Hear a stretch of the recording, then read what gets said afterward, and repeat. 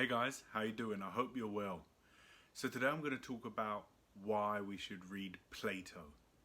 And I'm going to begin with a quote from Alfred North Whitehead. And he says, "All of Western philosophy is but footnotes to Plato."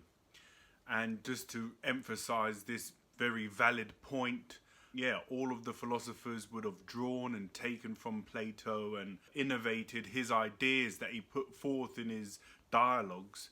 But also, Plato's reach is so far and wide. He influenced so many philosophical trains of thoughts and even religions. Philo Judea was a Jew and tried to incorporate Platonism into his Judaism. Marsilio Ficino, Al-Farabi, a Muslim scholar.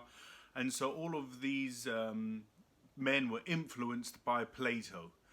And so I thought I'd start with that really good quote just to set us up in good stead. And this video is following on from one of my last uploads, where to start with Plato. So hopefully if you follow this episode to the end and you decide and I convince you that Plato's a good thing to bring into your life, you'll be able to just follow this video onto the where to start, and then that'll be me advising where I think you should start from that. So to digress a little bit, why do we read books anyway? Before we get to Plato, why do we read? Well, there's two different sorts of books that you can read. There's the fiction books, which is the author telling you a story, taking you on a journey with characters and plots and twists and all these things. And if you find a good book, and there's a lot out there that you can find, it's a page turner. You want to get back to it when you finish work or you wake up or whatever you finish to get your leisure time. You want to pick it back up and get through it and see what's coming next. It's almost like you finish a Netflix drama episode and it says, oh, next episode's coming, you can't wait for that, and you just click it. Yeah, I'm watching another one. A good fictional book can be like that, where you would just want to keep going, see what's going to happen next.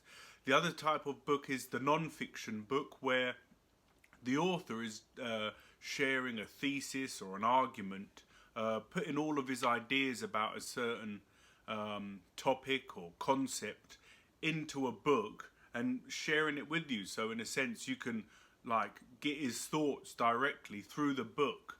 And now Plato is somewhere in the middle. He's not fiction and he's not non-fiction. He's somewhere in the middle.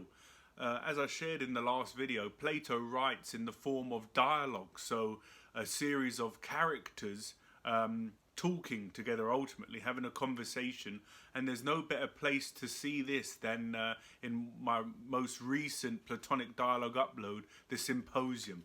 The Symposium is set in at a party. I believe it's at Agathon's house, and Aristodemos, Socrates, and many other of the noble Athenians are in attendance, and they decide to pay homage and give speeches on love, the god of love. And so everyone gives their speech in turn, and you just see this back and forth between all the characters in the dialogues. And so it's fiction in the sense that these characters are Plato has made them up in a sort of story sort of sense, but then it's non-fiction in a sense that Plato is using these characters as a sort of mouthpiece for himself. He's arguing back and forth and giving speeches. And one last point about the Symposium, which hopefully you'll go and check out, towards the end, Alcibiades, who has his own dialogue in the Platonic dialogues, he comes in and he's very drunk and he starts teasing and bantering Socrates, and he ends up telling a few stories and tales about Socrates, about his life and about him, the man. And it gives you really valuable insight into the man Socrates that you don't get anywhere else across all the dialogues.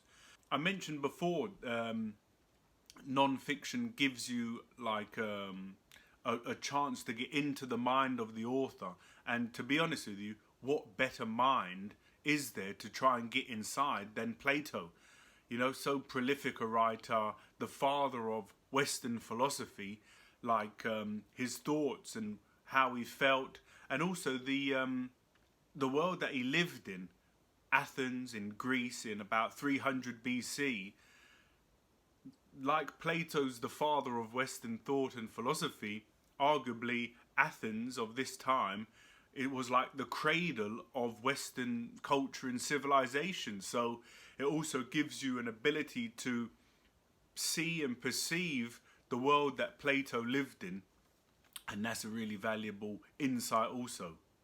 And the final point I'll make about why to read Plato is very popular nowadays for people to have like some sort of brain training app, or to be doing Sudoku puzzles or crosswords and all of these things that help to train the brain, like a little workout for the brain. And in my opinion, if you read the Platonic dialogues, for me, I think it's the equivalent of doing a few Sudoku puzzles, or doing a few crosswords, or playing on the brain training app for the equivalent amount of time.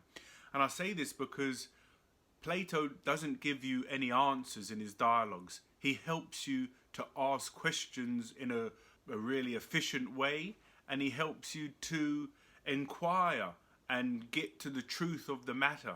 And so, yeah, he doesn't give you any answers. He just helps you to investigate.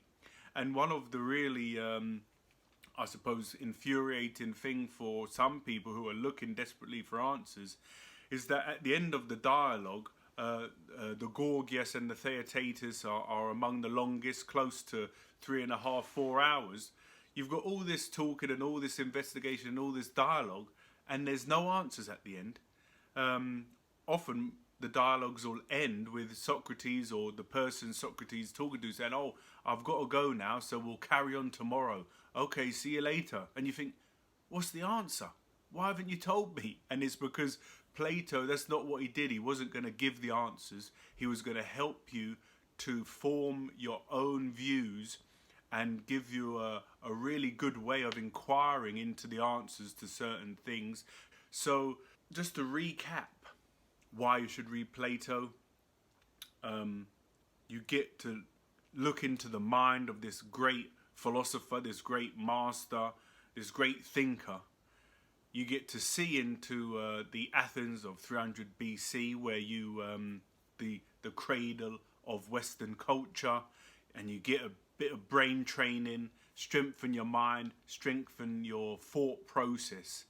And also, to go back to Alfred North Whitehead's quotes, all Western philosophy after Plato is but footnotes to Plato. And if that's not reason enough to try him out, I don't know what is. So I hope you enjoyed that episode. Check out my Platonic Dialogues playlist. If you haven't already, please hit that subscribe button and the bell to get notified.